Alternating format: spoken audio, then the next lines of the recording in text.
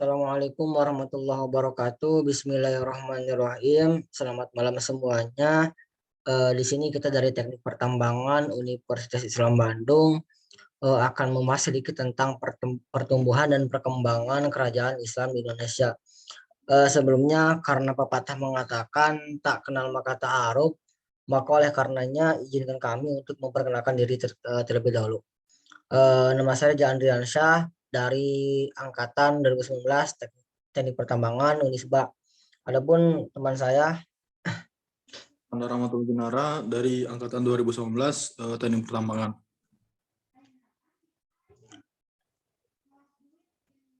Oke. Yang melatar belakangi kenapa kita membahas tentang itu ya. Yang pertama, jadi Islam merupakan agama rahmatan lil alamin, atau dengan kata lain Islam merupakan rahmat bagi seluruh alam, bukan hanya bagi manusia tapi juga bagi seluruh makhluknya yang ada di bumi. Dan bukan pula hanya untuk umat muslim, tapi rahmat ini juga dibagikan ataupun dirasakan oleh umat-umat non muslim juga. Ajaran agama Islam yang damai dan mudah diterima di masyarakat telah mengantarkan agama ini menjadi salah satu agama yang banyak dianut di dunia.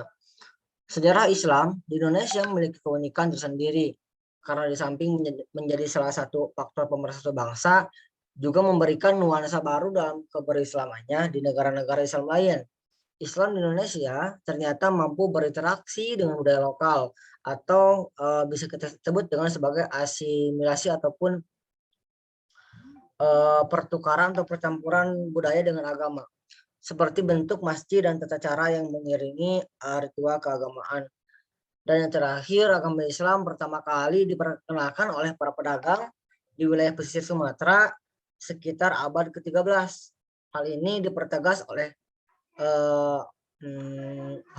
Wycliffe tahun 2008 yang menyatakan bahwa di pemakaman Lamreh ditemukan nisan Sultan Sulaiman bin Abdullah bin Al-Basir yang wafat pada tahun 608 Hijriah atau secara Masehinya dia 1211 Masehi. Ini merupakan petunjuk pertama tentang keberadaan kerajaan Islam di Indonesia. Oke, dari latar belakang tersebut dan kita ada rumusan masalah. Yang pertama, bagaimana proses masuknya Islam ke Indonesia. Yang kedua, bagaimana cara Islam bisa berkembang di Indonesia. Dan yang ketiga, apa saja hikmah bagi Indonesia setelah datangnya Islam.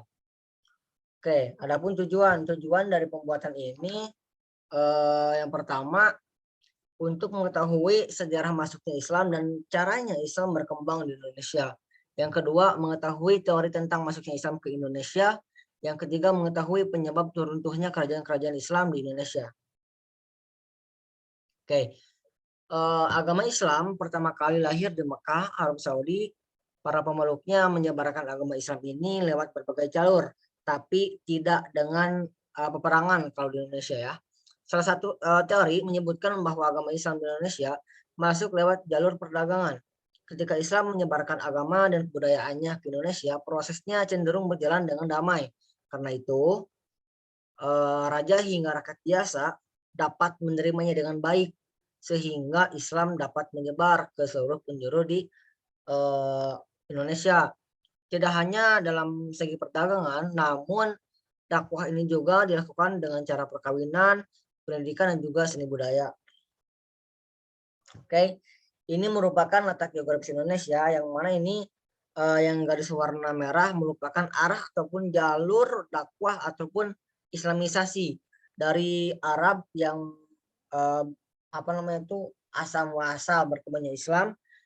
Pertama-tama dari Arab terus dia ke India, dari India ada yang namanya tuh jalur Gujarat, kemudian masuk ke Sumatera. Dan oleh karena itu kerajaan pertama Islam yang ada di Indonesia adalah Tembagapura Pasai yang ada di wilayah Aceh. Oke, di sini ada teori masuknya Islam ke Indonesia. Yang pertama ada teori Gujarat. Teori Gujarat ini diajukan oleh kalangan sejarawan Belanda seperti Jan van Nevel, Ronje, dan Jan Vere. Menurut teori ini, penyebar Islam di Indonesia berasal dari Gujarat, India, antara abad ke-7 hingga abad ke-13. Kalangan yang berperan khususnya adalah para pedagang Sejak abad ke-7, mereka telah memeluk Islam dan tengah kegiatannya berdagang. Mereka turut mengenalkan agama Islam termasuk di Indonesia. Yang kedua, ada teori Arab, yang di mana teori Arab ini diajukan oleh Jacob Cornelis, Spanler, dan Buya Hamka. Teori ini menyebutkan bahwa pengaruh Islam di Indonesia dibawa langsung oleh pedagang Arab sekitar abad ke-7. Teori Arab ini didukung dengan adanya fakta pemukiman Islam di Barus, pesisir barat Sumatera. Di abad ke-7, ada pula nisan pada makam wanita di Gresik, Jawa Timur yang ditulis dengan huruf Arab bergaya Kufi. Yang ketiga ada juga yang namanya dengan teori Persia. Teori Persia ini didukung oleh Hussein Jajadiningrat. Teori ini berpendapat bahwasanya pengaruh Islam di Indonesia dibawa masuk oleh orang-orang Persia sekitar abad ke-13. Argumen ini diajukan terdapat kesamaan budaya dan tradisi yang berkembang antara masyarakat Persia dan juga Indonesia, seperti peringatan 10 Muharram, kesamaan ajaran Sufi, kesamaan seni kaligrafi pada nisan makam, dan juga terdapat perkampungan lereng yang sempat menjadi perintis penyebaran Islam di Pulau Jawa. Yang kemudian seterusnya ada teori Cina. Teori Cina ini berpendapat bahwasanya proses kedatangan Islam ke Indonesia ini, khususnya di Pulau Jawa, dia tuh berasal dari para perantau dari Cina. Orang Cina ini telah berhubungan dengan masyarakat secara erat jauh sebelum Indonesia dikenal sebagai negara Islam. Pada masa Hindu-Buddha, etnis Cina atau Tiongkok telah berbaur dengan penduduk Indonesia, terutama melalui kontak dagang. Bahkan ajaran Islam telah sampai di Cina pada abad ke-7 Masehi, masa di mana agama ini baru berkembang. Semua teori di atas masing-masing memiliki kelemahan dan juga kelebihannya berdasarkan fakta dan juga teoritis yang sudah dibuktikan. Tidak ada kemutlakan dan kepastian yang jelas dalam masing-masing teori tersebut.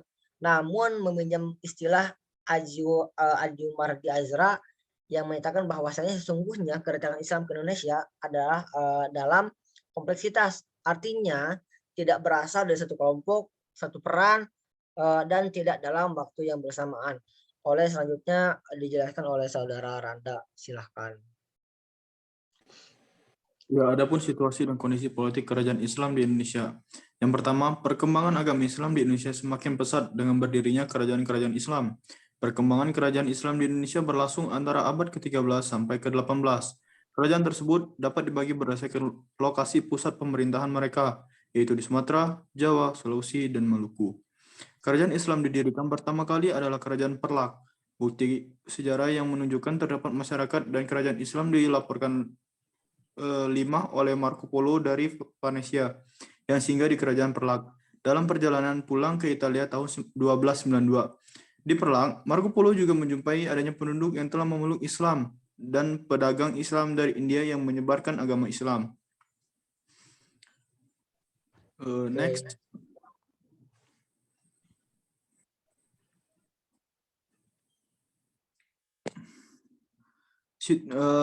Pada abad ke-7 sampai ke-10, Kerajaan Sriwijaya meluaskan kekuasaannya ke daerah Semenanjung Malaka sampai Kedah. Datangnya orang-orang Muslim ke daerah itu sama sekali belum memperlihatkan dampak-dampak politik, karena mereka datang memang hanya untuk usaha, pelayaran, dan perdagangan.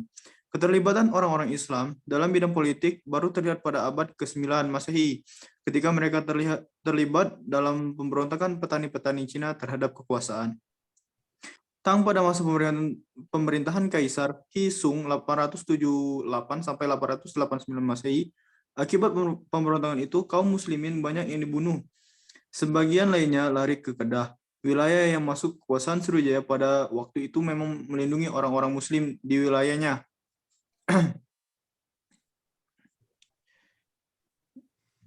Kelemahan Sriwijaya mendukung daerah-daerah yang muncul dan daerah yang menyatakan diri sebagai kerajaan bercorak Islam, yaitu Kerajaan Samudra Pasai di pesisir timur Laut Aceh.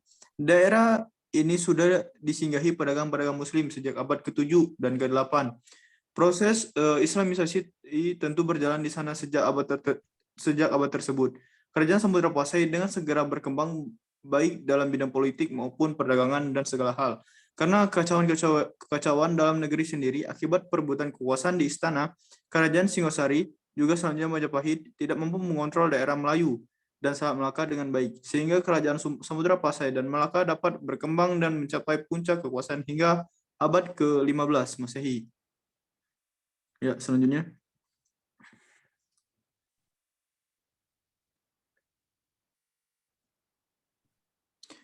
Adapun kemajuan dan perkembangan kerajaan Islam di Indonesia, perkembangan Islam di Jawa bersamaan waktunya dengan melemahnya posisi Raja Majapahit. Hal ini memberi peluang kepada raja-raja pesisir untuk membangun pusat-pusat kekuasaan yang independen. Di bawah bimbingan spiritual Sunan Kudus, meskipun bukan tertua dari Wali Songo, Demak akhirnya berhasil menggantikan Majapahit sebagai keraton pusat. Pengaruh Islam masuk ke Indonesia bagian timur, khususnya daerah Maluku, tidak dapat dipisahkan dari jalur perdagangan yang terbentang pada pusat lalu lintas pelayaran internasional di Malaka, Jawa, dan Maluku.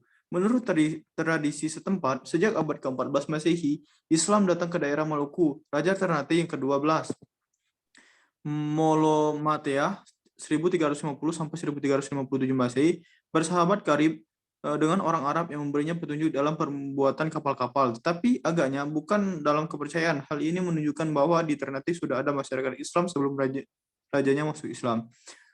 Pada Pulau Sulawesi, terutama bagian selatan, sejak abad ke-15 sudah didatangi oleh pedagang-pedagang Muslim, mungkin dari Malaka, Jawa, ataupun Sumatera. Pada awal abad ke-16 Masehi, di Sulawesi banyak sekali kerajaan yang masih beragama berhala atau Hindu-Buddha. Akan tetapi, pada abad ke-16 di daerah Goa, sebuah kerajaan terkenal di daerah itu telah terdapat masyarakat Muslim. Di Goa dan Talo, raja-rajanya masuk Islam secara resmi pada tanggal 22 September 1605 Masehi.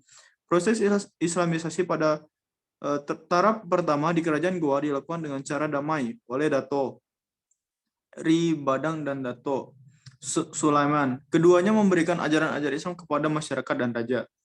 Selanjutnya, ya, adapun kemunduran kerajaan Islam di Indonesia, di antaranya disebabkan oleh beberapa hal. Yang pertama, adanya perubahan kekuasaan di antara perebutan kekuasaan di antara keluarga kerajaan. Yang kedua, tidak adanya pemimpin yang berwibawa. Yang ketiga, masuknya kekuasaan baru, yaitu negara-negara barat di Indonesia.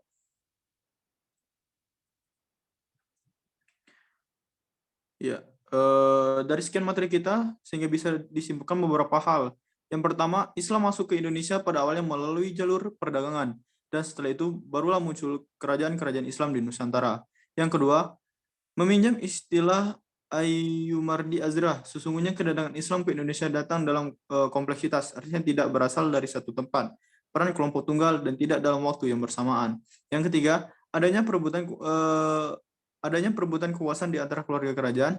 Yang kedua, tidak adanya pemimpin yang berwibawa. Yang ketiga, masuknya kekuasaan baru, yaitu negara-negara barat. Hal itu yang menyebabkan kemunduran Islam di Indonesia. Ya. Oke, mungkin saja dari kami dan juga ini sebagai informasi kenapa kita teknik pertambangan tapi kita bahas Islam karena tagline kita intelek dan juga ulama. Oke, mungkin segitu dari saya dan juga dari teman saya, Randa Rahmatullahi Ginara. Mohon maaf apabila banyak kekeliruan dan juga kesalahan dalam penyampaian materinya. Semoga bermanfaat. Wassalamualaikum warahmatullahi wabarakatuh.